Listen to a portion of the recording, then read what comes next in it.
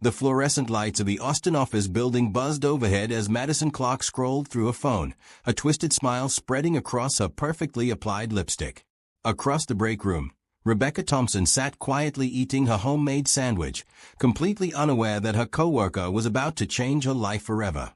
"Trevor, you have to see this," Madison whispered into her phone, making sure Becca couldn't hear. "She's sitting right there, all sweet and innocent. This is going to be perfect." Trevor Hayes chuckled on the other end. "You really think this will work? I mean, the guy does look pretty rough around the edges these days." "That's exactly the point," Madison hissed, glancing at Becca with mock sympathy. "Poor little Becca has been single for 2 years. She keeps talking about wanting to meet someone genuine and kind. Well, let's see how genuine and kind she really is when she meets your homeless friend." Madison had always resented Becca's natural warmth and the way everyone in the marketing department gravitated toward her. While Madison fought for attention with designer clothes and sharp comments, Becca effortlessly drew people in with her authentic kindness. It made Madison's stomach turn. "So you're absolutely sure this Jonathan guy will go along with it?" Madison asked, twirling a strand of her blonde hair around her finger. "Trust me, he needs the $50 I'm offering him. Guy's been living rough for months now. He hangs out by the coffee shops downtown, usually looks like he hasn't showered in days. When I told him all he had to do was show up for a date and act interested, he jumped at the chance." What Trevor didn't know was that the man he'd approached wasn't actually homeless. Jonathan Mitchell had been conducting his own social experiment, dressing down to see how people treated those they perceived as less fortunate. As the CEO of Mitchell Tech Solutions, John had grown tired of people treating him differently because of his wealth and status. He'd been spending weeks observing human nature in its rawest form. "This is going to be hilarious," Madison continued, watching Becca pack up her lunch. "I'll tell her I set her up with this amazing guy I met through you. She'll get all dressed up, go to that cute little coffee shop on South First, and then boom. Reality check." The cruelty in Madison's voice would have shocked anyone who knew about the plan, but she felt justified. In her twisted mind, Becca needed to be knocked down a few pegs. All that kindness and positivity had to be fake anyway. "When should we do this?" Trevor asked. "This Friday night. I'll tell her today. She'll have just enough time to get excited and build up her hopes." Madison's eyes gleamed with malicious satisfaction. "Oh, and Trevor, make sure your friend really plays up the part. The more pathetic he looks, the better. Don't worry. This Jonathan guy seems pretty desperate. He'll do whatever we want for that money." Madison ended the call and approached Becca's desk with an expression of exaggerated concern. "Hey girl, we need to talk. I've been thinking about what you said last week about wanting to meet someone special." Becca looked up from her computer screen, her green eyes bright with curiosity. "What about it?" "Well, Trevor knows this guy. He's a little different, but Trevor says he's got a really good heart. You know how you always say you want someone genuine? Someone who isn't caught up in material things." "I do say that," Becca admitted, tucking a strand of her brown hair behind her ear. "But Madison, you know I'm not really looking to be set up right now." "That's exactly why this is perfect timing," Madison pressed, sitting on the edge of Becca's desk. "No pressure, just a casual coffee date. What's the worst that could happen?" The irony of that question would become clear later, but not in the way Madison expected. "I don't know," Becca hesitated. "Blind dates make me nervous." "Come on, Becca. You trust me, right? Have I ever steered you wrong?" Madison's smile was practiced and convincing. "Besides, Trevor says this guy has been through some tough times. He could really use a friend, and you know how you are about helping people." That was the hook Madison knew would work. Becca's compassionate heart made it impossible for her to turn away from someone who might need kindness. "What's his name?" Becca asked. "Jonathan. He's a little shy, so Trevor thought a casual coffee meet would be perfect. How about Friday night at that place on South First? You know, the one with the local art on the walls. Cosmic Coffee." Becca's face lit up. "I love that place." "Perfect. 7 o'clock.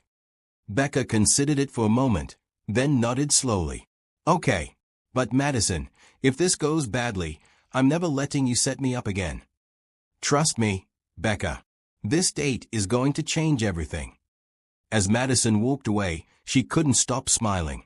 She'd already planned to accidentally show up at the coffee shop with Trevor to witness Becca's humiliation firsthand. They'd get it all on video, maybe even post it online. It would be the perfect revenge for all those times Becca's genuine kindness made Madison look bad by comparison. What Madison didn't understand was that her cruel plan was about to backfire in the most spectacular way possible. Sometimes the universe has a way of turning intended evil into unexpected good, and this Friday night would prove that kindness and authenticity always triumph over cruelty and deception. The stage was set, the players were in position, and Austin was about to witness something that would remind everyone that love really can conquer all. Are you wondering how someone could be so cruel to a genuinely kind person? Have you ever witnessed meanness like this in your own life? Share your thoughts in the comments below, and don't forget to subscribe to see how this story unfolds. Friday evening painted the Austin sky in soft pastels as Becca Thompson stood outside Cosmic Coffee, smoothing down her bright blue dress. She'd chosen it carefully, wanting to look nice without being overdressed for a casual coffee date. The local art covering the walls inside caught the warm light, and the gentle hum of conversation drifted through the open windows. Her heart fluttered with the familiar nervousness that came before meeting someone new. Madison had been unusually excited about this setup all week, constantly asking if Becca was still planning to go, and reminding her how perfect Jonathan would be for her. At exactly 7 o'clock, Becca pushed through the glass door, the bell chiming softly above her head. She scanned the crowded coffee shop, looking for someone who might be waiting for her. Most of the tables were occupied by college students with laptops or couples sharing dessert. Then she saw him. Sitting alone at a corner table was a man who looked like he'd been sleeping outside for weeks. His dark hair was unkempt and slightly greasy, his beard patchy and overgrown. The flannel shirt he wore had seen better days, with frayed cuffs and what looked like food stains down the front. His jeans had holes in the knees, and his worn sneakers were held together with duct tape. He was staring down at his hands, and something about his posture spoke of deep weariness. This had to be Jonathan. For a split second, Becca felt her stomach drop. This wasn't what she'd expected, and she could almost hear Madison's voice echoing in her head about Jonathan being different. But as quickly as the surprise came, it was replaced by something else entirely: compassion. This man looked like he needed a friend more than anything else in the world. Becca straightened her shoulders and walked over to his table, her smile genuine and warm. Jonathan. He looked up, and she was struck by his eyes. They were a deep brown, intelligent and kind, but filled with something that looked like loneliness. When he saw her, his expression shifted to surprise, then something that might have been relief. "You must be Rebecca," he said, starting to stand. His voice was educated, articulate in a way that didn't match his appearance. "Please, call me Becca," she said, settling into the chair across from him. "It's so nice to meet you." Jonathan studied her face carefully, as if searching for signs of disgust or disappointment. Instead, he found only warmth and genuine interest. "I have to admit," he said slowly, "I wasn't sure you'd actually show up." "Why wouldn't I?" Becca tilted her head, genuinely curious. "Trevor said you seemed like someone worth getting to know." From across the coffee shop, Madison and Trevor had positioned themselves at a table near the back, Madison's phone ready to record what she expected to be Becca's horrified reaction. Instead, they watched in disbelief as Becca settled comfortably into her seat and began chatting with Jonathan as if he were any other date. "Can I get you something to drink?" Jonathan asked, reaching into his pocket. Becca caught a glimpse of what looked like a worn leather wallet. "Oh, let me get it," she said quickly, standing up. "What would you like?" "You don't have to do that," Jonathan protested, but Becca was already shaking her head. "I want to. Besides, I'm the one who knows what's good here. Their lavender honey latte is amazing, and the chocolate croissants are still warm."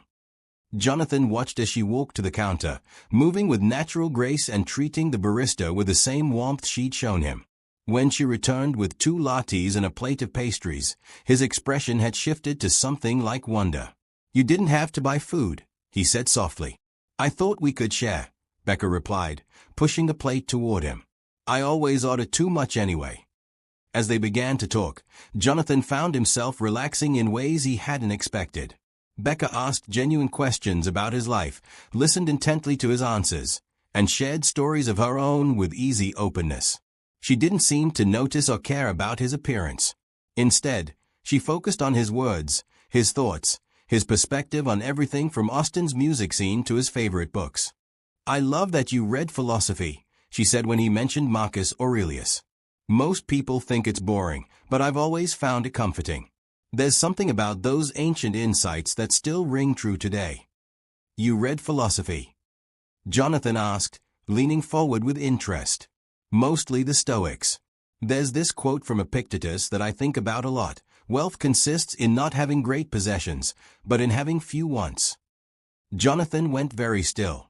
Here was this beautiful, kind woman sitting across from him, treating him with dignity despite his shabby appearance, and she was quoting philosophy about the meaninglessness of material possessions. The irony wasn't lost on him. "What do you think that means?" he asked quietly. Becca considered the question, absently stirring her latte. "I think it means that happiness comes from appreciating what we have, not constantly wanting more.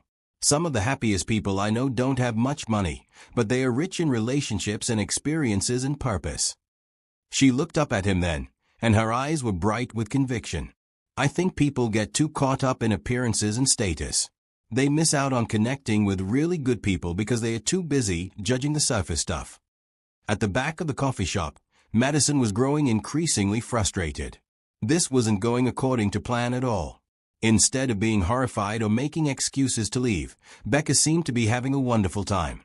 She was laughing at Jonathan's jokes, asking follow-up questions about his stories, and generally acting like she was on a date with the most interesting man in the world. "This is ridiculous," Madison hissed to Trevor. "She's probably just being polite. Give it a few more minutes, and she'll find an excuse to leave."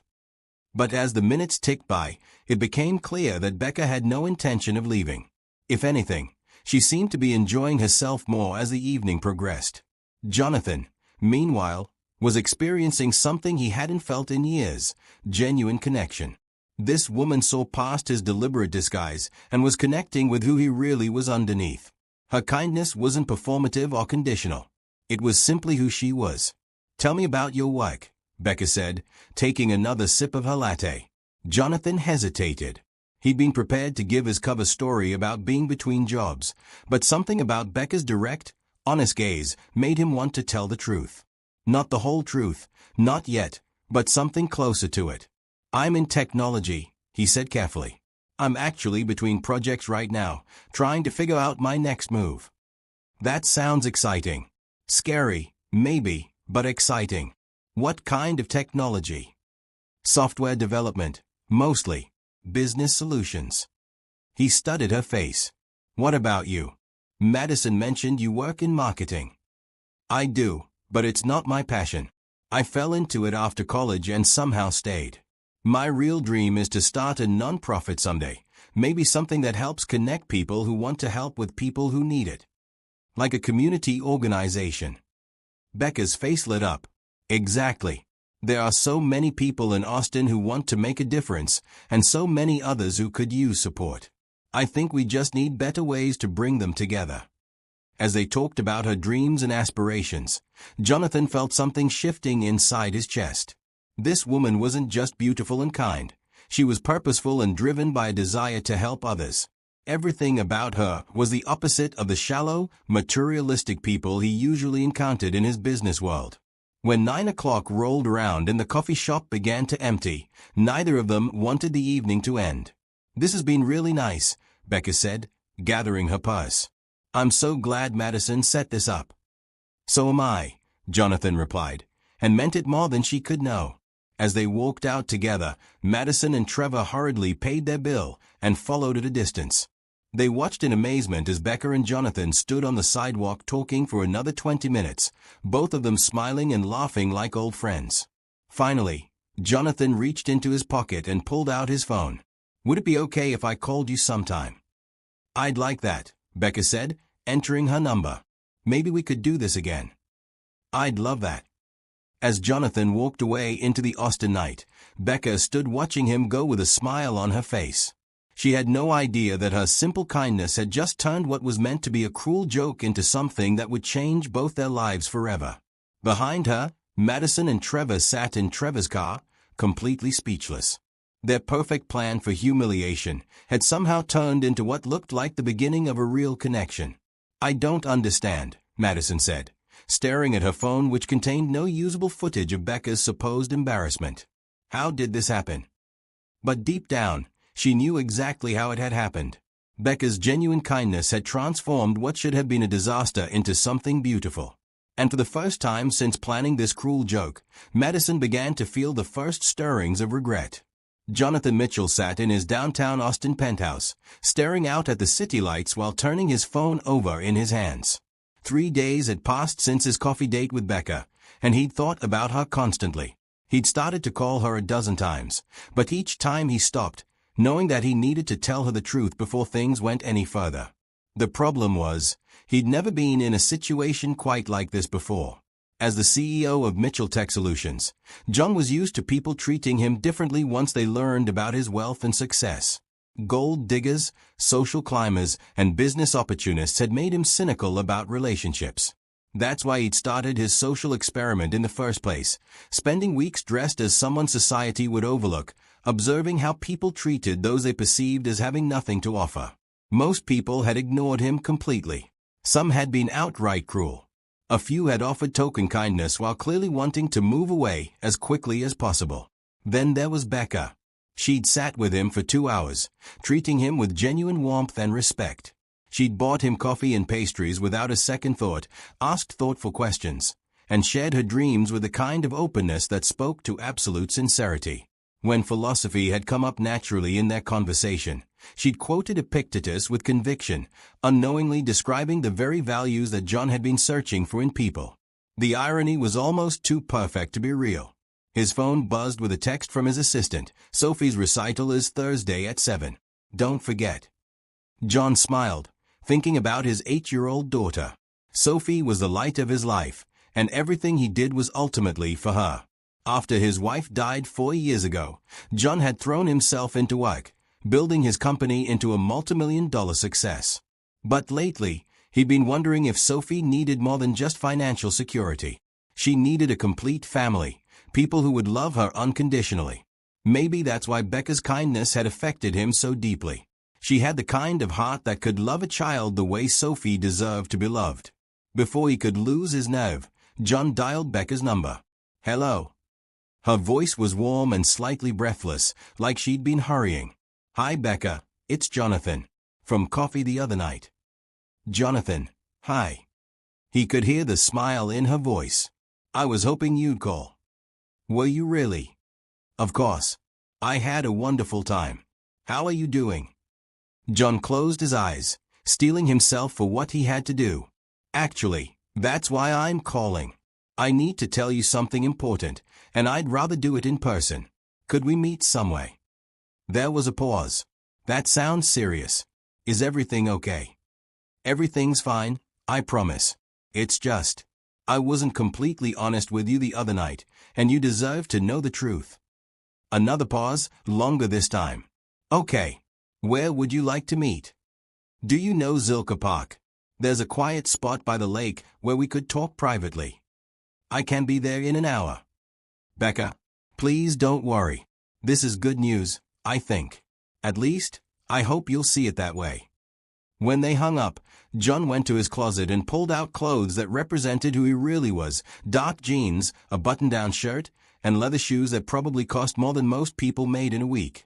He looked at himself in the mirror, hardly recognizing the man who'd sat in that coffee shop 3 days ago.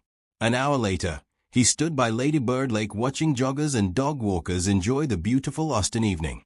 When he saw Becca approaching, his breath caught in his throat. She was wearing a green sundress that complemented her eyes, and her hair caught the late sunlight as she walked toward him. Her steps slowed as she got closer, and he saw confusion cross her face. Then recognition dawned, followed quickly by surprise. "Jonathan," she said uncertainly. "Hi, Becca." He stood up straighter, suddenly nervous in a way he hadn't been since high school. "Thank you for coming." She stopped a few feet away, studying his face. "You look different. I know. That's what I need to explain. He gestured toward a bench overlooking the water. Would you sit with me? As they settled on the bench, John tried to find the right words. The other night, when we met at the coffee shop, I wasn't being completely honest about who I am. Becca's expression was guarded now. What do you mean? I mean that I'm not actually homeless, or unemployed, or any of the things my appearance suggested. I was conducting what I guess you could call a social experiment. A social experiment. John took a deep breath. My name really is Jonathan Mitchell, and I really do work in technology. But I'm not between jobs. I'm the CEO of Mitchell Tech Solutions. Becca's eyes widened. Mitchell Tech. That's the company in the downtown building with the green glass. I pass it every day on my way to work. That's the one. John watched her carefully, trying to read her reaction. I've been dressing differently and going to places around Austin to see how people treat someone they think has nothing to offer them. Most people ignore me completely, some are cruel, and a few offer surface kindness while clearly wanting to get away. And I was part of your experiment. Her voice was flat, and John's heart sank. At first, yes. But Becca, what happened that night, that wasn't part of any experiment. That was real. She stood up abruptly and walked to the edge of the water, her back to him. John followed, maintaining some distance. So you were testing me, she said without turning around. To see if I was shallow or materialistic or what? Some kind of gold digger screening process. No, that's not. Well, maybe that's how it started, but it's not what happened. John ran a hand through his hair, frustrated with his inability to explain. Becca, I've spent the last 4 years having people treat me completely differently the moment they find out about my money and my company. Everyone wants something from me. And you thought I would too. I thought everyone would. Until I met you. She turned around then, and he saw hurt in her eyes mixed with something else he couldn't quite identify. You sat there and let me buy you coffee and pastries. You let me talk about philosophy and quote Epictetus to a multimillionaire CEO about not needing material possessions. Do you have any idea how that makes me feel? Foolish. John asked quietly. No, Becca said, surprising him.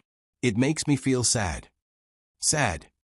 Sad that you've been hurt so badly by people that you felt like you had to test me. Sad that you can't trust anyone to see past your money to who you really are. She walked closer to him. And sad that you think so little of yourself that you believe the only way someone could care about you is if they don't know you're successful. John stared at her, speechless. This was not the reaction he'd expected. Jonathan, that night at the coffee shop, I didn't care that your clothes were worn or that you looked like you'd been sleeping rough. I cared that you were intelligent and thoughtful and kind. I cared that you listened when I talked and asked questions that showed you were really hearing me. You did. Of course I did. Do you think I'm so shallow that nice clothes and a fancy job are what I look for in people? Most people do. I'm not most people. Becca's voice was gentle but firm. The man I had coffee with the other night, the one who talked about Marcus Aurelius and laughed at my terrible jokes, the one who seemed genuinely interested in my non-profit dreams, that man was you, right? The real you. Yes, John said without hesitation. That was completely me. Then I don't care if you're a CEO or if you really were homeless. That's the man I want to get to know better. John felt something tight in his chest begin to loosen. Really? Really? But I have one question. Anything. Why are you telling me this now? You could have kept pretending. I never would have found out. John was quiet for a moment, watching the sun set over the Austin skyline. Because I have an 8-year-old daughter named Sophie, and she's the most important thing in my world. If there's going to be something between us, she needs to be part of it. And I couldn't introduce you to her without you knowing who I really am. You have a daughter. Her mother died 4 years ago. It's been just Sophie and me since then. Becca's expression softened completely. I'd love to meet her, if you think she'd be okay with that. Actually, John said, pulling out his phone, she has a piano recital Thursday night. It's nothing fancy, just a bunch of kids playing songs they've learned. But it would mean the world to her To have someone there cheering for her besides just me. I'll be there, Becca said without hesitation. As they walked back through the park together, John felt lighter than he had in years. The truth was out, and somehow, miraculously, it had only brought them closer together. "Can I ask you something now?" he said as they reached their cars. "Of course." "How did Madison know to set you up with me? I mean, what are the odds that she'd randomly pick someone who was conducting the exact social experiment that would put us together?" Becca looked confused. "What do you mean? Didn't Trevor ask you to meet me?" "Trevor? Who's Trevor?" "Madison's boyfriend. He works in your building, I think. He's the one who told Madison about you." John stopped walking. "Becca, I don't know anyone named Trevor. And no one asked me to meet you for a date. I was just sitting in that coffee shop as part of my usual routine." They stared at each other as the pieces began to fall into place. Slowly, the real story began to emerge, and with it, the realization that what Madison and Trevor had intended as a cruel joke had somehow become the beginning of something beautiful. "I think," John said slowly, "we need to have a conversation with Madison and Trevor." "I think you're right," Becca agreed. "But first, tell me about Sophie's recital. What song is she playing?" As they talked about his daughter and made plans for Thursday night, neither of them noticed Madison's car parked across the street, or the way she was frantically taking pictures of them together, trying to figure out what had gone wrong with her perfect plan for revenge. Sophie Mitchell bounced excitedly in the back seat of her father's BMW as they drove through Austin toward Becca's apartment complex. It was Saturday afternoon, 2 days after the piano recital where Becca had sat in the front row, cheering loudly and wiping away tears when Sophie finished her rendition of Fur Elise. "Daddy, is Miss Becca really going to teach me how to make cookies?" Sophie asked for the 10th time, her dark curls bouncing with each bounce in her seat. "That's what she promised," John said, glancing at his daughter in the rearview mirror. "But remember our deal. You have to be polite and use your manners." "I always use my manners," Sophie protested with 8-year-old indignation. John smiled. Sophie had taken to Becca immediately, which was remarkable considering how shy his daughter usually was with new people. After the recital, when Becca had knelt down to Sophie's level and told her how beautifully she played, Sophie had looked up at her father and whispered, "I like her, Daddy. She has kind eyes." Out of the mouths of babes. They pulled into the parking lot of Becca's modest apartment complex in South Austin. It was a far cry from John's downtown penthouse, but he loved that Becca lived in a neighborhood full of families and longtime residents. There were kids playing in the courtyard, elderly couples sitting on their porches, and the sound of music drifting from open windows. "This is nice," Sophie said as they climbed the stairs to Becca's second-floor apartment. "It really is," John agreed, meaning it. Becca opened the door before they could knock, and John's breath caught as it did every time he saw her. Today she was wearing jeans and a red sweater, her hair pulled back in a ponytail, and she looked absolutely beautiful. "Sophie," Becca said, kneeling down with a huge smile. "I'm so excited to bake with you. I've got all the ingredients ready." "What kind of cookies are we making?" Sophie asked, suddenly shy now that they were here. "Well, I thought we could make chocolate chip cookies, but then I remembered you mentioning that you like sprinkles. So I got stuff for sugar cookies too, and we can decorate them however you want." "Both kinds?" Sophie's eyes went wide. "Both kinds," Becca confirmed. "Your dad might have to help us eat them all." "I think I can manage that," John said, stepping inside the apartment. Becca's home was exactly what John had expected: warm, comfortable, and filled with books and plants. There were photographs of family and friends everywhere, and the walls were covered with local art that looked like it had been purchased at community festivals rather than expensive galleries. "Make yourself at home," Becca said to John. "Sophie and I have some serious baking to do." For the next 2 hours, John watched his daughter come alive in ways he hadn't seen since before her mother died. Becca was a natural with children, patient when Sophie spilled flour everywhere, encouraging when the 8-year-old got frustrated trying to roll out cookie dough, and genuinely delighted by Sophie's creative decorating ideas. "Miss Becca, look," Sophie said, holding up a sugar cookie decorated with approximately half a bottle of rainbow sprinkles. "It's a unicorn." "That's the most beautiful unicorn cookie I've ever seen," Becca said seriously. "We should make a whole family of them." "Can we?" Can we make a mommy unicorn and a daddy unicorn and a baby unicorn? We can make whatever you want, sweetheart. John felt his throat tighten as he watched them work together. Sophie had never had this kind of feminine influence in her life, someone who would patiently help her with girly projects and celebrate her creativity without judgment. When the cookies were finally in the oven, Becca put on music and let Sophie dance around the kitchen while they cleaned up. John found himself helping, and soon all three of them were laughing as they tried to clean flour off every surface in the small kitchen. "Daddy never lets me make this much mess," Sophie announced, flour still dusting her nose. "Well, sometimes messes are worth it if you're making something good," Becca said, wiping down the counter. "Besides, cleaning up together makes it fun." The timer rang, and they pulled out 2 sheets of perfect cookies. While they cooled, Becca made hot chocolate for Sophie and coffee for the adults. "Miss Becca, do you have kids?" Sophie asked, settling onto the couch with her mug. "No, sweetie, I don't."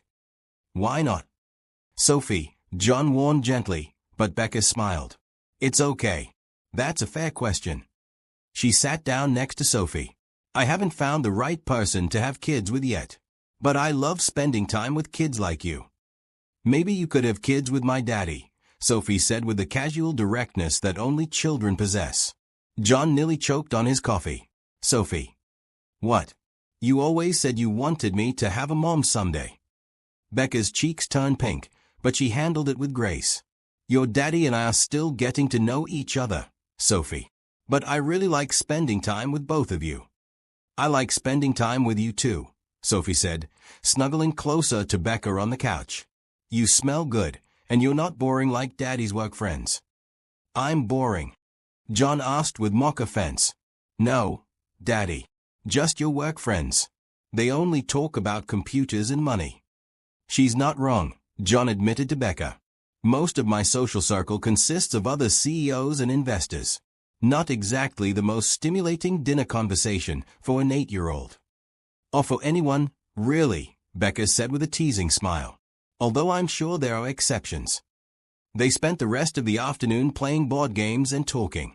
John watched as Becca treated Sophie like a complete person, asking her opinions about everything from her favorite subjects in school to what she wanted to be when she grew up. And Sophie, who was usually quiet around adults, chatted away like she'd known Becca her whole life. As the sun began to set, John realized he didn't want the day to end. This felt like what he'd been searching for without even knowing it, the comfortable domesticity of a real family. "We should probably head home," he said reluctantly. "Sophie has school tomorrow." "Do we have to?" Sophie whined. "Can't we stay for dinner?" "Sophie, Miss Becca has been very generous with her time already." "Actually," Becca said, "I was going to make spaghetti anyway. There's plenty if you'd like to stay." "Please, Daddy, please." John looked at Becca, who nodded encouragingly. "If you're sure it's not too much trouble." "No trouble at all. Sophie can help me make salad." Dinner was simple but perfect. Sophie entertained them with stories from school, Becca shared funny stories from her marketing job, and John found himself relaxing more completely than he had in years. After dinner, while Becca and Sophie washed dishes, John stepped outside onto the small balcony to call his assistant about some Monday morning meetings. When he came back inside, he found Sophie asleep on the couch, curled up against Becca, who was reading quietly. "She's exhausted," Becca whispered. "All that baking and playing wore her out." John looked at his daughter, peaceful and content, and felt his heart swell with emotions he couldn't quite name. "She adores you already. The feeling is mutual. She's an amazing kid, John. You've done such a good job with her." "I've tried. But days like this make me realize how much she's been missing." "What do you mean?" John sat down carefully on the other end of the couch, not wanting to wake Sophie. "She's never had this. The cookie baking, the girly conversations, someone who treats her like she's fascinating and wonderful just for being herself." "She is fascinating and wonderful. I know. But I can't give her everything she needs. I can't teach her about makeup or help her navigate girl friendships or show her how to be confident in her own femininity. I've been trying to be both parents, but there are things." "John," Becca interrupted gently.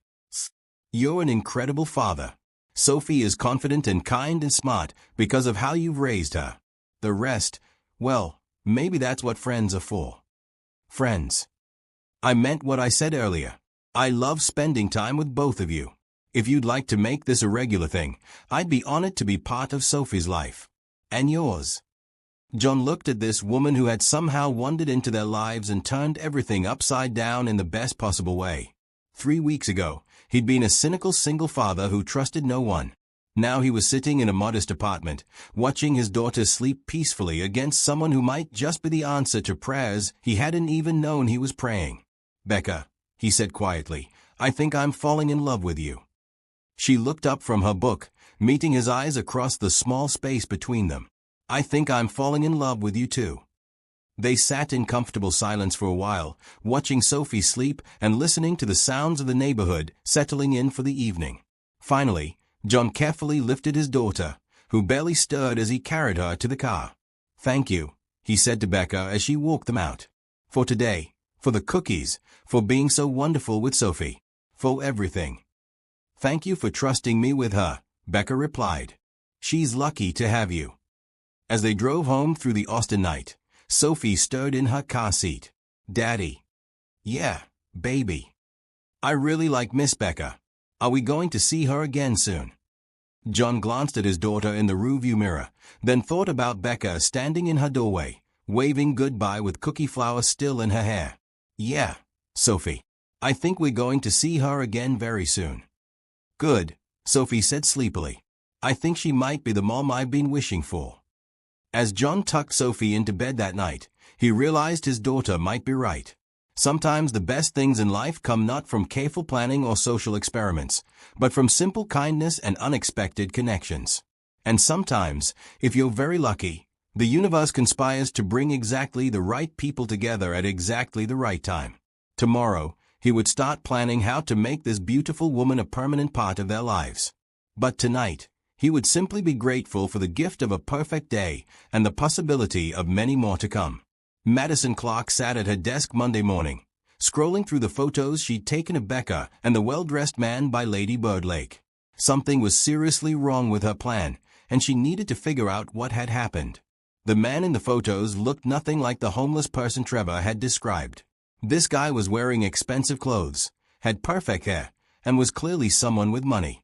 But it was definitely the same person she'd seen Becca talking to at the coffee shop, just cleaned up. "Trevor," she hissed into her phone, "we need to talk. Now." "I'm at work, Madison. Can't this wait?" "No, it can't wait. Meet me for lunch. Something's gone wrong with our plan." An hour later, they sat in a downtown Austin restaurant, Madison's phone between them showing the pictures she'd taken. "That's him," Trevor said, squinting at the screen. "That's definitely the guy I talked to. But he looks rich," Madison finished. "He looks really rich." "Trevor, what exactly did you tell him when you set this up?" "I told you. I offered him $50 to go on a fake date and act interested in some woman. And he agreed." "Well, yeah, sort of.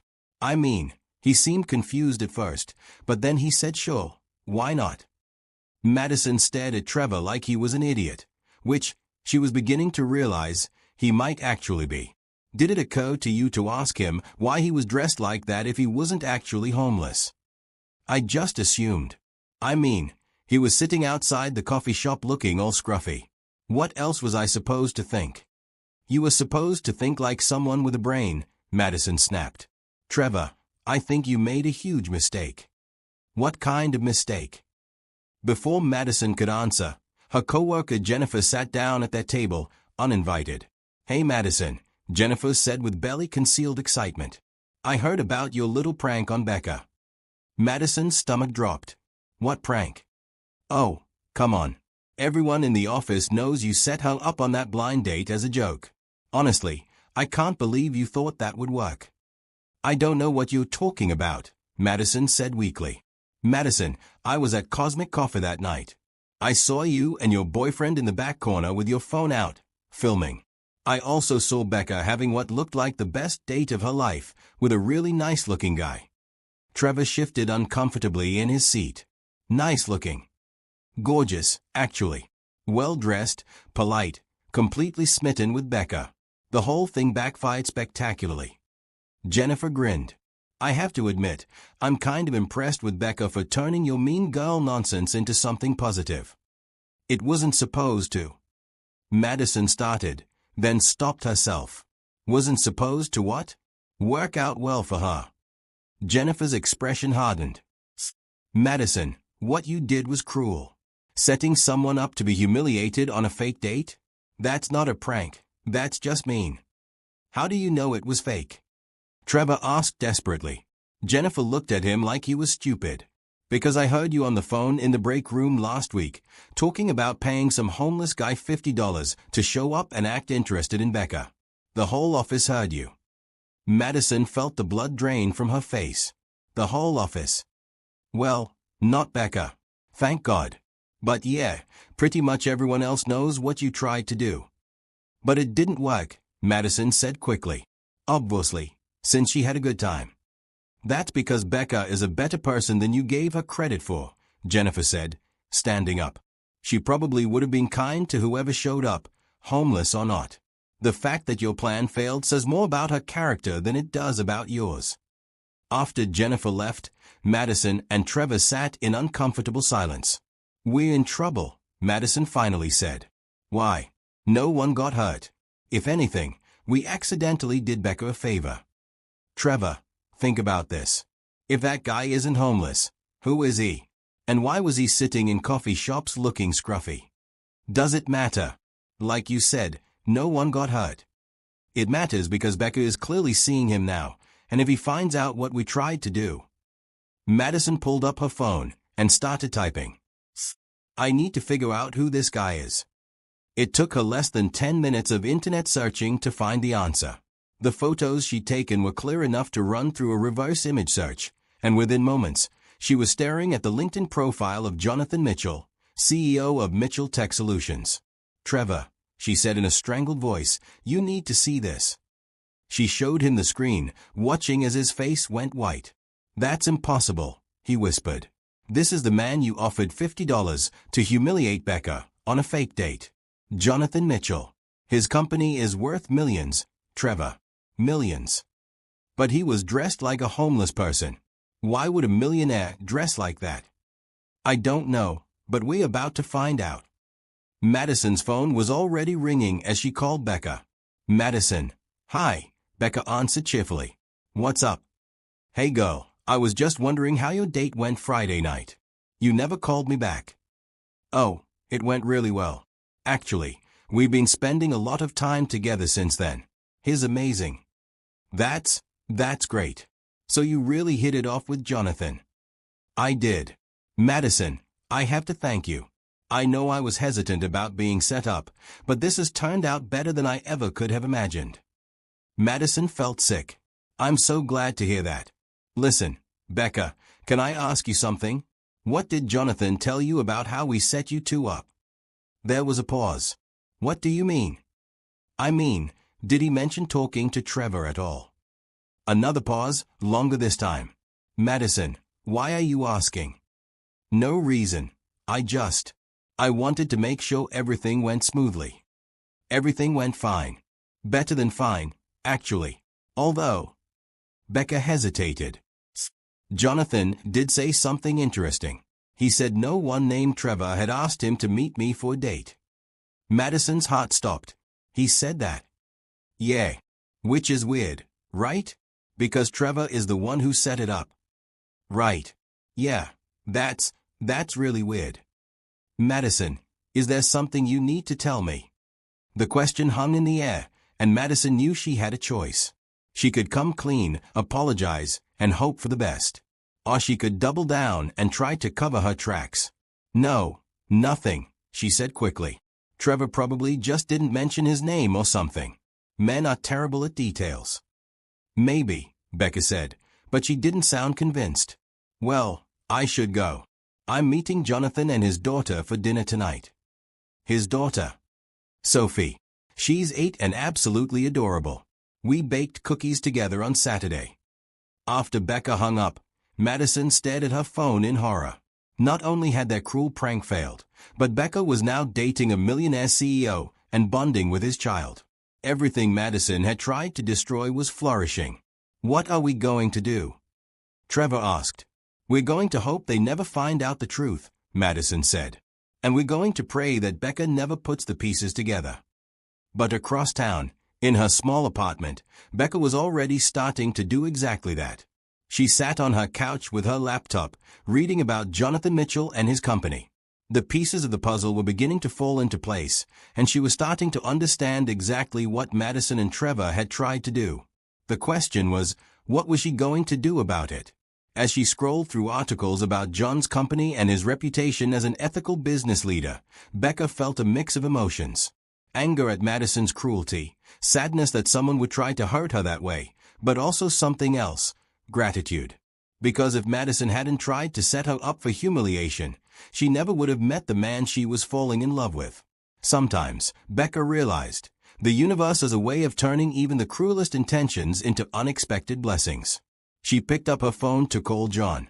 It was time for them to have a very interesting conversation about Madison, Trevor, and the beautiful way that kindness can transform even the most malicious plans into something wonderful.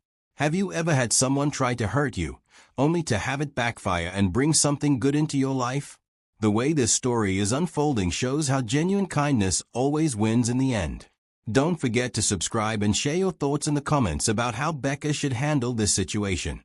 The morning sun streamed through the windows of Austin Central Library as Becca and John walked hand in hand through the children's section, following Sophie as she bounced excitedly between the shelves. It was Saturday, 3 weeks after Becca had confronted Madison about the setup, and they'd fallen into a comfortable routine of weekend family activities. "Miss Becca, look," Sophie called out, holding up a book about marine biology. "It has pictures of dolphins." "Dolphins are your favorite, aren't they?" Becca said, kneeling down to examine the book with Sophie. "They are so smart and friendly. Daddy says maybe we can see real ones someday."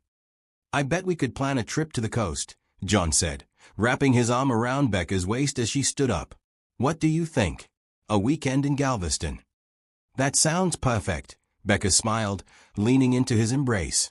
They talked extensively about Madison and Trevor's failed prank, and while Becca had been hurt by her co-worker's cruelty, she'd chosen to focus on the positive outcome rather than seeking revenge. John had been amazed by her grace in handling the situation, and it had only made him love her more. "Can we get ice cream after the library?" Sophie asked, clutching her stack of books. "Of course we can," Becca said. "But only if you promise to read at least one of those books to me this week." "I'll read all of them to you," Sophie declared solemnly. As they checked out Sophie's books, John watched the easy interaction between his daughter and the woman he loved.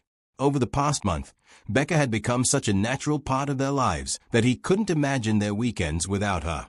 She remembered Sophie's favorite foods, knew which books she'd already read, and had somehow memorized the names of all of Sophie's stuffed animals.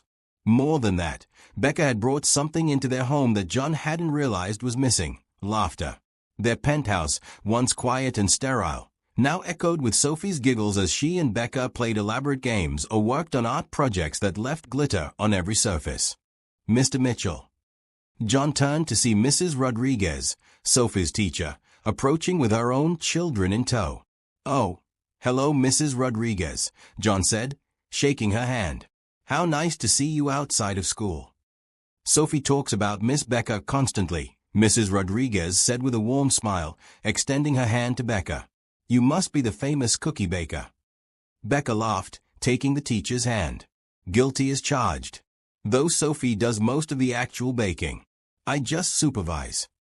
"She wrote about your baking adventures for her My Family assignment," Mrs. Rodriguez continued. "It was one of the most joyful essays I've ever read." John felt his chest tighten with emotion. Sophie had written about Becca as family. "Mrs. Rodriguez, these are my kids, Maria and Carlos," the teacher continued, gesturing to the 2 children beside her. "They are Sophie's age." "Hi, Maria. Hi, Carlos," Sophie said shyly, clutching her library books. "Would you like to play in the children's area for a few minutes while the adults talk?" Becca suggested gently. As the 3 children wandered off to a reading nook, Mrs. Rodriguez turned to John with a knowing smile. Sophie is like a different child this year, she said quietly. She's more confident, more social, happier. Whatever changes you've made at home are really working. It's all Becca, John said honestly. She's brought so much joy into Sophie's life. Into both our lives, Becca corrected, slipping her hand into his. After they left the library, they walked to Amy's Ice Cream on Guadalupe, where Sophie ordered her usual cookie dough flavor and Becca got mint chip. John noticed how other families in the shop seemed drawn to their table, probably because Sophie's laughter was so infectious and Becca's natural warmth made everyone around her feel welcome. "Daddy, can I ask Miss Becca something important?" Sophie said as she worked on her ice cream. "Of course, sweetheart." Sophie turned to Becca with a serious expression. "Miss Becca, do you love my daddy?" John nearly choked on his coffee, but Becca didn't hesitate. "I do love your daddy, Sophie. Very much." "And do you love me?" "Oh, sweetheart." Becca reached across the table to take Sophie's hand. "I love you so much it sometimes surprises me. You've become such an important part of my life." "Good," Sophie said matter-of-factly. "Because I love you too, and I think you should marry Daddy, so we can be a real family."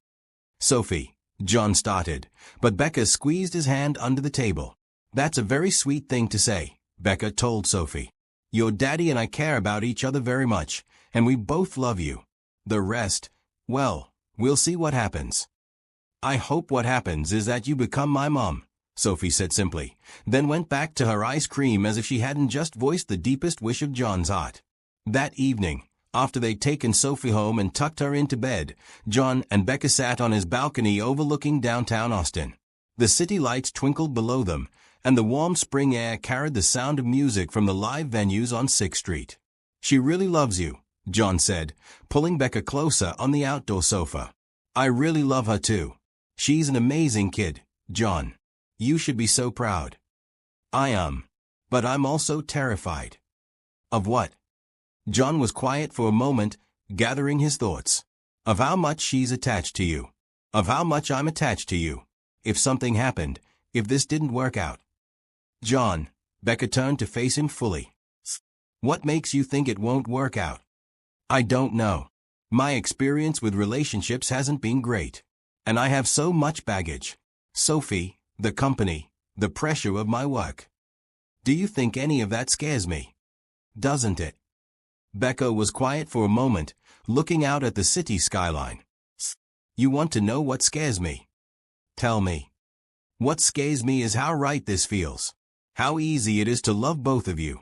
What scares me is that I can already picture our life together, and it's everything I never knew I wanted." John felt his heart skip a beat. "Really? We're not. I mean, we haven't." "Haven't what?" "Haven't said we love each other? Haven't talked about building a life together? Becca, you're family. Sophie thinks of you as family. This is not something you go through alone." 2 hours later, John's BMW was loaded with overnight bags, and they were driving north on I-35 toward Dallas. Sophie sat in the backseat, unusually quiet but holding a get-well card she'd made for Becca's father, whom she'd never met. "Miss Becca," Sophie said as they passed through Waco, "is your daddy going to be okay?" "I don't know, sweetheart. I hope so. When my mommy was sick, Daddy said hope was the most important thing, even when things look scary." Becca reached back to squeeze Sophie's hand. "Your daddy was right about that." At the hospital, Becca's family embraced her with the desperate relief of people who'd been holding vigil alone. Her mother, Ruth, looked exhausted and frightened. Katie was clearly overwhelmed, trying to manage 2 small children while dealing with her own fear about their father. "Mom, this is John and his daughter Sophie," Becca said, making introductions in the hospital waiting room. "Thank you for bringing her," Ruth said, hugging John like he was already family. She shouldn't have had to drive alone. Over the next several hours, John watched as the Thompson family rallied around each other with the kind of love and support he'd only dreamed of growing up. They took turns sitting with Becca's father, who was stable but weak. They shared coffee and sandwiches from the hospital cafeteria. They told stories and jokes to keep spirits up, and when someone needed to cry, the others simply held them. But underneath it all was the crushing weight of medical bills they couldn't afford. The surgery alone is going to be $40,000, Katie whispered to Becca when they stepped outside for air. Dad's insurance covers 60%, but that still leaves $16,000 we don't have. And that's not counting the ICU stay or the rehabilitation he'll need. We'll figure something out, Becca said, though she had no idea how. With what? You know, I've been struggling since Mark lost his job, and Mom and Dad's savings are already gone from the first heart attack. John had been standing nearby, not wanting to eavesdrop but unable to help overhearing. When the sisters went back inside, he stepped away to make a phone call. Patricia, he said when his assistant answered, I need you to do something for me immediately. That evening, as visiting hours ended, a hospital administrator approached the Thompson family in the waiting room. Mrs. Thompson, I wanted to let you know that your husband's medical bills have been taken care of. Ruth looked confused. What do you mean? Someone has made arrangements to cover all expenses related to Mr. Thompson's treatment and recovery. The surgery, the hospital stay, rehabilitation, everything. That's impossible, Katie said. We don't have insurance that covers all of that. This wasn't insurance. This was a private benefactor who wished to remain anonymous. The family looked around at each other in shock. Becca's eyes immediately went to John, who was studying his hands with great interest. John, she said quietly. I don't know what you're talking about, he said without looking up. Jonathan Mitchell. Becca used his full name. The tone she'd learned got his attention when he was being stubborn. It could have been anyone, he said. Your father seems like a good man who's raised wonderful daughters. Austin has a lot of generous people. John. This time Ruth Thompson spoke, and something in her voice made him look up. Thank you. Mrs. Thompson, I really didn't. Son, she interrupted gently, I've been a mother for 30 years. I know when someone is trying to help my family while pretending they didn't. Thank you. Over the next 3 days, as Becca's father slowly improved, the Thompson family got to know John and Sophie. They learned that John's own father had died when he was 12, leaving his mother to struggle with medical bills and debt. They learned that Sophie had never had grandparents in her life, and they watched as Ruth and Bill Thompson naturally filled that role, asking Sophie about school and promising to come to Austin to see her play soccer. You picked a good one, Bill Thompson told Becca on the day they were preparing to go home. He was sitting up in bed, looking weak but determined to recover. I know, Dad. He loves you the way a man should love a woman, completely, without reservation. And more than that, he loves you the way you deserve to be loved. What do you mean? I mean he sees your heart, honey. Not just your beauty or your kindness, but the strength underneath it all. He knows you're the kind of woman who would drive 3 hours in the middle of the night for family, who would give her last dollar to help someone she loves. That's rare. So is a man who would quietly pay medical bills for people he barely knows. That's what I'm talking about, Bill smiled. You two understand each other. That's the foundation of lasting love. On the drive back to Austin, with Sophie napping in the backseat, Becca finally addressed what John had done. I can't accept that kind of generosity, she said quietly. Then it's a good thing I don't know what you're talking about, John replied, eyes on the road. John, be serious. $40,000 is what I spend on software licensing in a month. Becca, I have more money than I could spend in 10 lifetimes. Your father needed help, and I was in a position to provide it. End of discussion. But. No buts. This is what people do for family. And whether you're ready to admit it or not, that's what we are now. Family. Becca stared at his profile as he drove. This man who had somehow walked into her life and turned everything upside down in the most wonderful way. I love you, she said simply. I love you too. No, John. I mean I love you in a way that scares me sometimes. I love you with everything I have. John reached over and took her hand, bringing it to his lips to kiss her knuckles gently. Good, he said. Because I love you the same way. And Becca. Yeah. I think it's time we started talking about making this permanent. In the backseat, Sophie smiled in her sleep. Her plan to help her daddy propose was working even better than she'd hoped. Sometimes, she thought drowsily, adults just needed the right kind of emergency to realize what was really important. As they drove through the Texas night toward home, none of them knew that Madison Clark had spent the week plotting her next move to destroy their happiness. But even if they had known, it wouldn't have mattered. Love this strong, supported by family and friends and built on a foundation of genuine kindness, could weather any storm. And Madison was about to learn that some things are simply too powerful to be destroyed by jealousy and spite.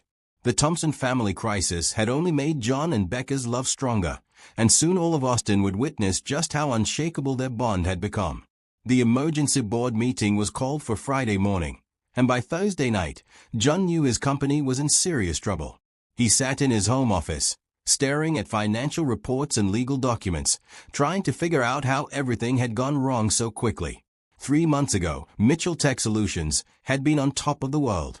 Their latest software platform was revolutionary, their client base was expanding rapidly, and industry publications were calling John one of Austin's most innovative young CEOs. Now, thanks to a coordinated attack by a competitor, they were facing patent infringement lawsuits. Several major clients had mysteriously canceled their contracts, and rumors were circulating that the company was in financial distress. "Daddy." Sophie appeared in his doorway in her pajamas, clutching her stuffed elephant. "Why are you still working? It's late." "I know, baby. Daddy has some problems at work that he needs to figure out." Sophie climbed into his lap, studying his face with the serious expression she wore when she was worried about him. "Are you scared?" she asked. "A little bit," John admitted. There was no point in lying to Sophie. She was too smart and too observant. "When I'm scared, Miss Becca says I should think about all the people who love me and want to help me. Maybe your people want to help you too." Out of the mouths of babes.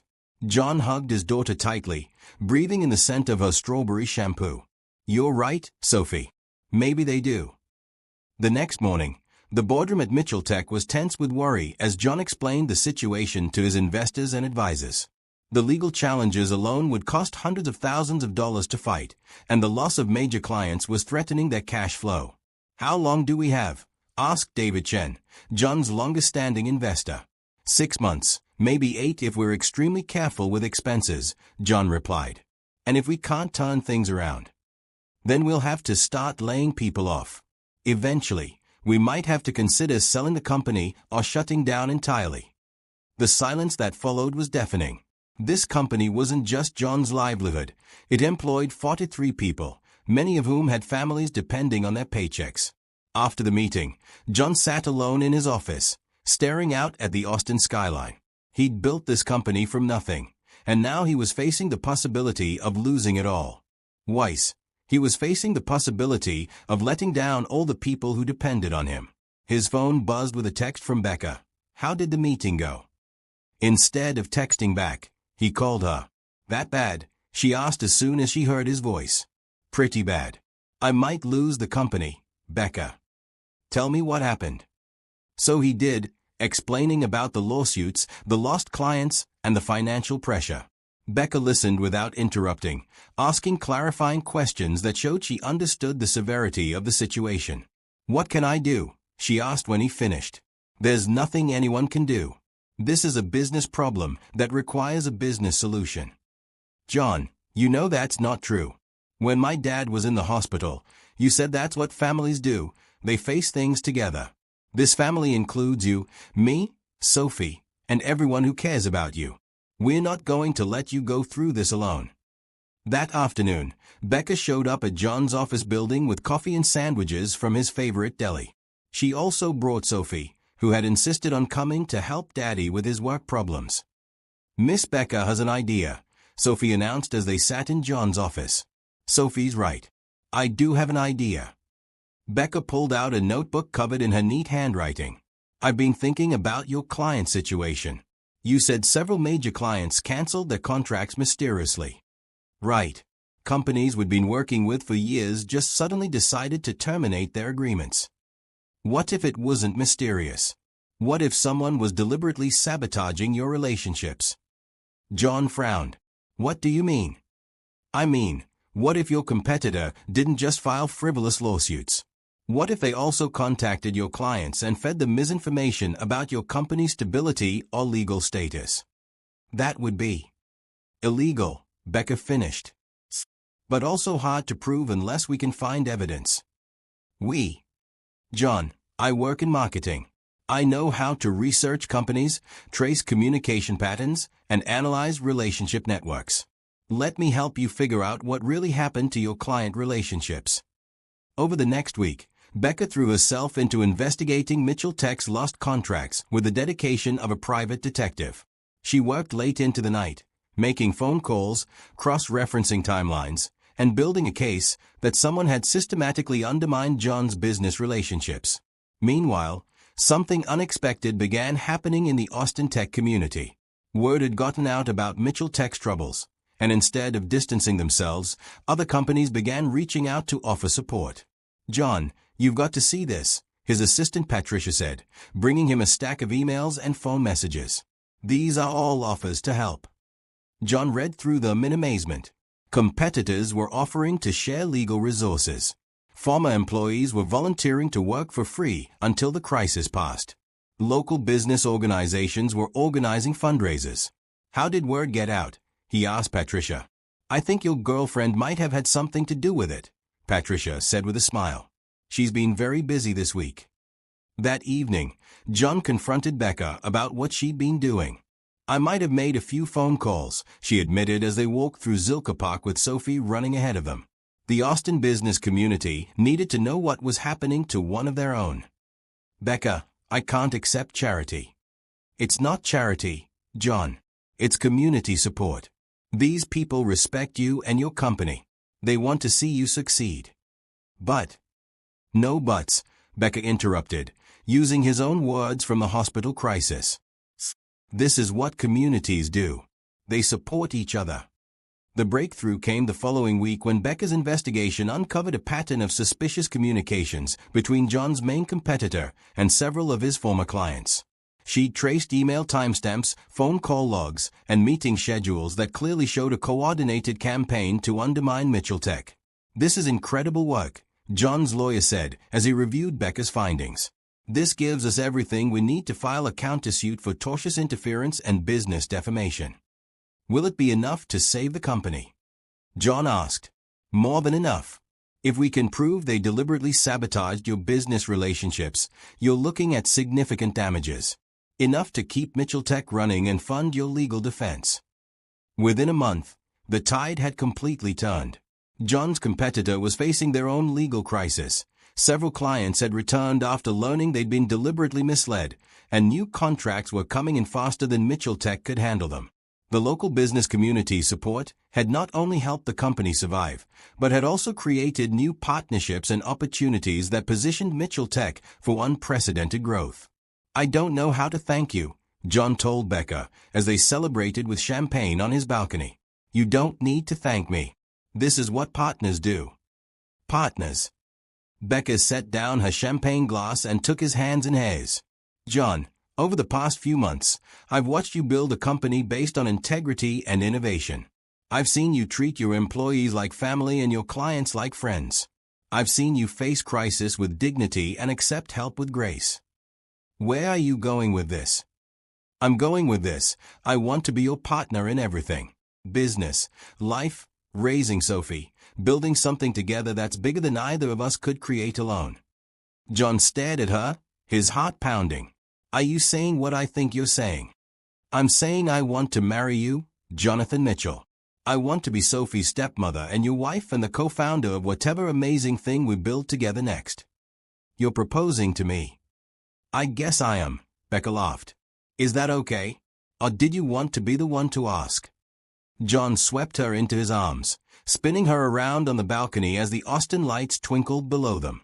"Becca Thompson," he said, setting her down but keeping his arms around her, "I have been planning the perfect proposal for weeks. But you know what? This is even better." Yeah. Because this is us. We don't do anything the conventional way. We fall in love through cruel pranks that backfire. We build families out of friendship and kindness, and we save companies through community support and detective work. So is that a yes?" "That's a hell yes," John said, kissing her deeply. From inside the penthouse, Sophie watched through the glass doors and did a little victory dance. Her plan had worked perfectly, even if the adults had done the proposing part backward. She couldn't wait to be the flower girl at their wedding. As John and Becca held each other on the balcony, both of them felt the truth of what they'd discovered, that love supported by community, kindness, and genuine partnership could overcome any obstacle. They'd faced family crisis, business disaster, and malicious interference, and each challenge had only made their bond stronger. Tomorrow, they would start planning a wedding and a life together. But tonight, they would simply hold each other and marvel at how perfectly the universe had conspired to bring them exactly what they needed, exactly when they needed it most. Love had not only conquered all, it had multiplied and spread throughout their entire community, creating ripple effects of kindness and support that would continue long after their own story was complete. John sat in his office on a Wednesday morning in late October, pretending to review quarterly reports while actually sketching proposal ideas in his notebook. 3 weeks had passed since Becca had spontaneously proposed to him on his balcony, and while they'd agreed to get married, John still wanted to give her the kind of romantic, public proposal she deserved.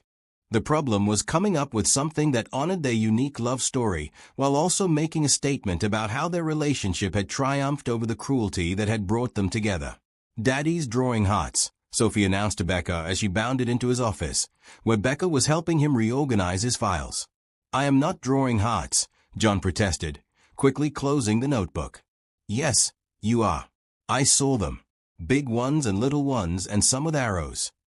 Sophie climbed into Becca's lap. "Miss Becca, why don't you and Daddy just get married already? You're already acting like you're married." "We are getting married, sweetheart," Becca said, smoothing Sophie's hair. "Your daddy just wants to do something special first. More special than making cookies together every Saturday." John laughed despite his frustration with his proposal planning. "Different kind of special, Sophie." "Well, I think you should do it where you first met," Sophie said matter-of-factly. "That's where your love story started." John and Becca exchanged glances. Out of the mouths of babes, indeed. "You know," Becca said slowly, "that's actually not a terrible idea." "You want me to propose at Cosmic Coffee?" John asked. "Think about it. That's where Madison's cruel plan backfired so spectacularly. That's where we first connected over philosophy and kindness. It would be poetic justice to turn the scene of her intended humiliation into the scene of our engagement celebration." John considered this, his mind already spinning with possibilities. It would send a message, wouldn't it? About how love conquers cruelty. "Exactly. Plus," Becca grinned, "I have a feeling Madison might still occasionally check up on what happened with her prank." Imagine her surprise if she discovered that her cruel joke resulted in the most romantic proposal Austin has ever seen. That afternoon, John called his friend Marcus, who owned Cosmic Coffee. "I need a favor," John said. "Actually, I need several favors, and they are going to require some coordination." "This is about your proposal, isn't it?" Marcus laughed. "Dude, everyone in Austin knows you're planning something. Becca's been your girlfriend for what, 6 months? And you're both walking around looking like you're about to burst with secrets. Is it that obvious? To everyone except her, apparently. What do you need?" Over the next 2 weeks, John quietly orchestrated the most elaborate coffee shop proposal in Austin history. He reached out to everyone who had become part of their extended family, Becca's parents, who were driving down from Dallas, Sophie's teacher, Mrs. Rodriguez, several of John's employees who had grown to love Becca during the company crisis, and even some of the business leaders who had supported Mitchell Tech during their troubles. He also, through a series of carefully planted social media posts and casual conversations, made sure that word would reach Madison and Trevor about a special event happening at Cosmic Coffee on the Friday night before Halloween. "Are you sure you want them there?" Becca asked when John mentioned his plan during one of their evening walks. "I want everyone to see," John said. "I want the whole world to know that their cruelty created something beautiful. I want Madison to understand that when you try to hurt someone as genuinely kind as you, the universe has a way of turning it around. And you're not worried it will backfire." "Nothing can backfire now," John said, pulling her close. "We've already won, Becca. We found each other, we've built a family, we've created something real and lasting. This is just the celebration." The plan was elaborate but simple. John would recreate their first date, sitting alone at the same corner table where they'd met, looking deliberately scruffy again. Becca would arrive thinking she was meeting him for their usual Friday coffee date. All their friends and family would be positioned throughout the coffee shop, pretending to be regular customers. And then, in front of everyone who mattered and a few people who had tried to hurt them, John would tell their story and ask Becca to marry him properly. "Miss Becca," Sophie said on Thursday night as they were making dinner together, "tomorrow is going to be the best day ever." "Why is that, sweetheart?" "Because tomorrow Daddy is going to ask you to marry us, and you're going to say yes, and then we're going to be a real family forever and ever." Becca looked at Sophie in surprise. "How do you know about tomorrow?" "I helped plan it," Sophie said proudly. "Daddy needed someone to make sure all the details were right. I told him what flowers you like and what song makes you cry happy tears and which cookies he should order from the shop." "You helped plan your daddy's proposal." "Someone had to. Grown-ups are terrible at planning romantic stuff by themselves. They think too much and forget about the important parts." "What are the important parts?" Sophie considered this seriously. "The important parts are making sure everyone who loves you gets to see how happy you are, and making sure the person who tried to be mean to you sees that being mean didn't work." Becca knelt down to Sophie's level, overwhelmed by the 8-year-old's wisdom. "You know what, Sophie Mitchell?" "What?" "You are going to be the most amazing daughter a woman could ask for." "I know," Sophie said with complete confidence. "That's why Daddy picked you. He knew you were smart enough to appreciate me." That night, as John tucked Sophie into bed, she grabbed his hand before he could leave her room.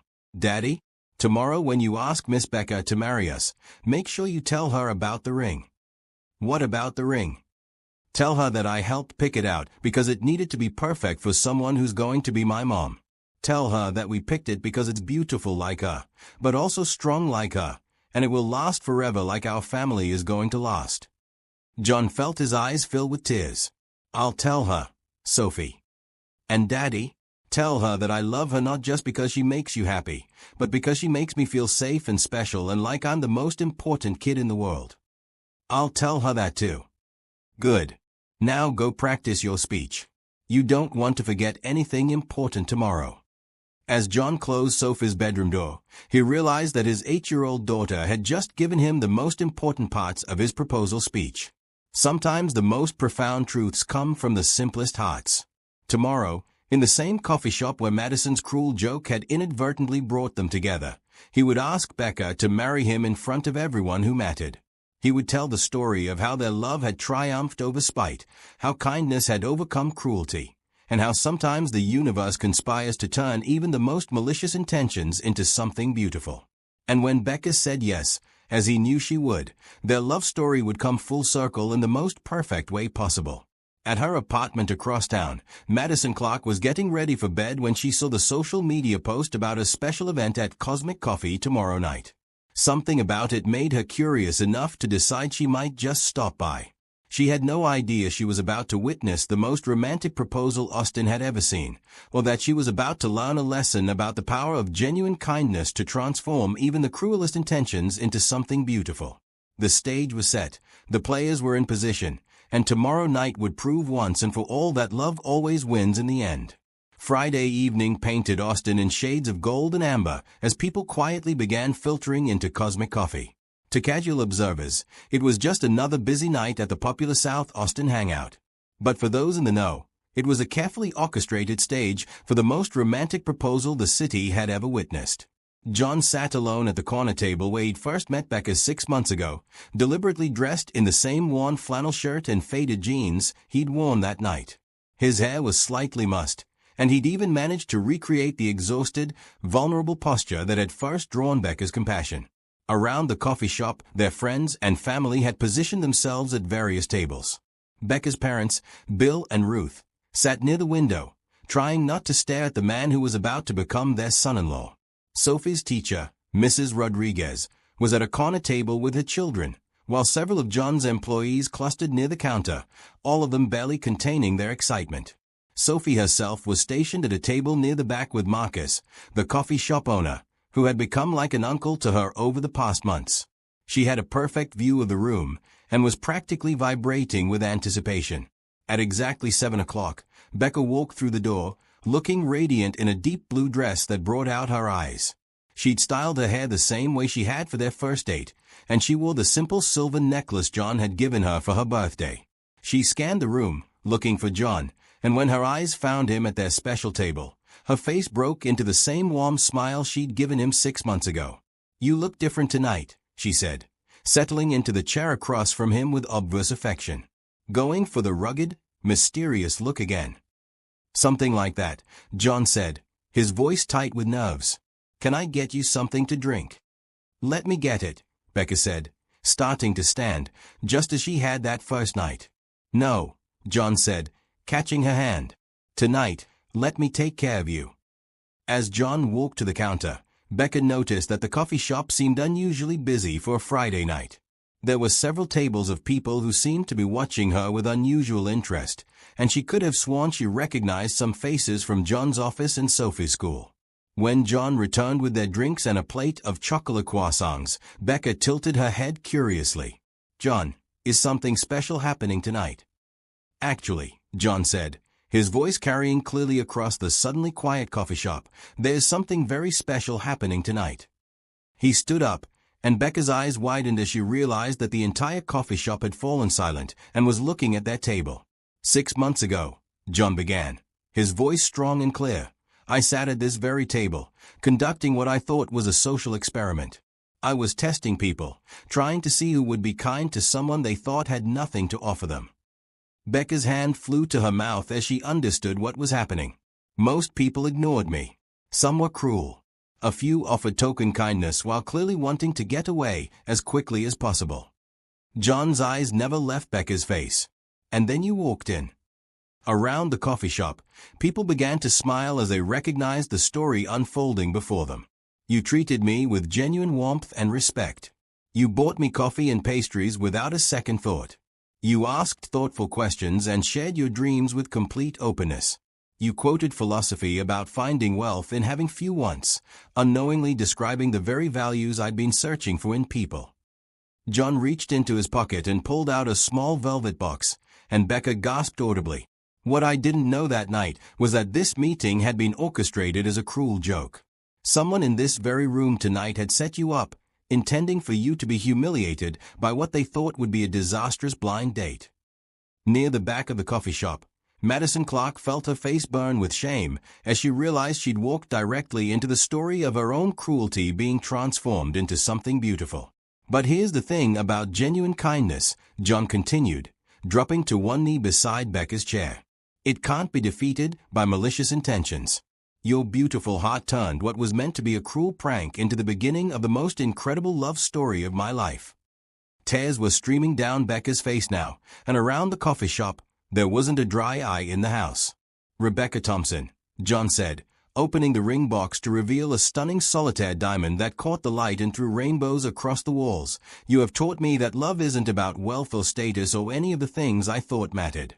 It's about finding someone who sees your heart, who chooses kindness even when they've been hurt, who builds families out of friendship and love." Sophie couldn't contain herself anymore and jumped up from her table. "Miss Becca, say yes. The ring is perfect because I helped pick it out." Laughter rippled through the coffee shop as Sophie ran to their table, and John scooped his daughter up with one arm while staying on one knee. "Sophie helped me choose this ring," John said, "because she wanted to make sure it was perfect for someone who's going to be her mom. She said it needed to be beautiful like you, strong like you, and last forever like our family is going to last." "Daddy practiced this speech like 100 times, Sophie added helpfully, causing more laughter. "Becca," John continued, his voice thick with emotion, "you've shown me what it means to have a partner who faces challenges with you, who builds up everyone around them, who turns cruelty into kindness and strangers into family. Will you marry me?" "Yes," Becca whispered, then louder, "Yes. Of course, yes." The coffee shop erupted in cheers and applause as John slipped the ring onto Becca's finger and swept her into his arms, with Sophie squealing with delight between them. As their friends and family surrounded them with hugs and congratulations, Becca noticed a woman standing alone near the door, watching the scene with an expression of profound regret. "Madison," Becca said, extracting herself from the celebratory crowd. Madison Clark looked like she wanted to disappear into the floor. "Becca, I'm so sorry. I never meant. I didn't know. I know, Becca said gently. But Madison, look around.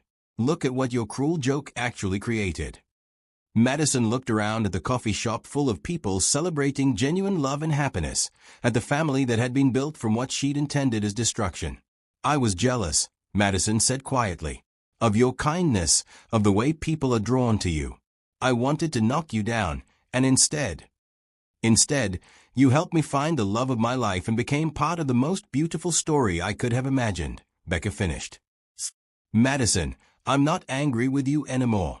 I'm grateful. Grateful.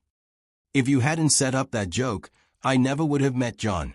Sophie would never have gotten the mom she wished for. John would never have learned that there are people who can love him for who he really is, not what he has. Madison wiped tears from her eyes. I don't deserve your forgiveness. Maybe not, Becca said honestly. But I'm giving it anyway, because that's what love does. It transforms everything it touches, even the things that were meant to hurt us. As the celebration continued around them, Bill Thompson approached John with a firm handshake. Welcome to the family, son, he said. You're getting a remarkable woman. I know, sir. I'll spend every day trying to be worthy of her. Just love her and Sophie the way you've been doing, and you'll be fine. Ruth Thompson hugged John tightly. Thank you for making our daughter so happy. And thank you for giving us the most wonderful granddaughter we could have asked for. Thank you for raising the woman who changed my life, John replied. As the evening wound down, the three of them walked out of Cosmic Coffee hand in hand, Sophie chattering excitedly about wedding plans while Becca admired her ring under the Austin streetlights.